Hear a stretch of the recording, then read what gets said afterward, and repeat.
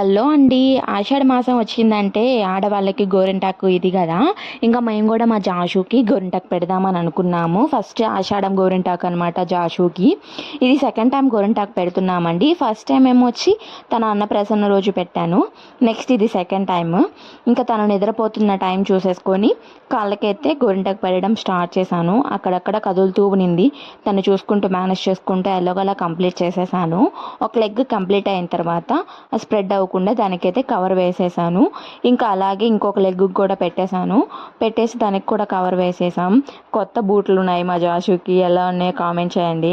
ఇంకా అయిపోయిన తర్వాత హాఫ్ అన్ అవర్ అయితే తను వదిలేసాము, ఏ డిస్టర్బెన్స్ లేకుండా. అప్పటికి కదులుతూనే ఉంది. ఇంకా ఎక్స్ట్రా ఉన్నదంతా ఇలా చేత్తో తీసేసాను. ఇంకా క్లీన్ చేస్తే నిద్రలేస్తుందని నేనైతే వైప్ చేసేసాను కాళ్ళకి రెండు.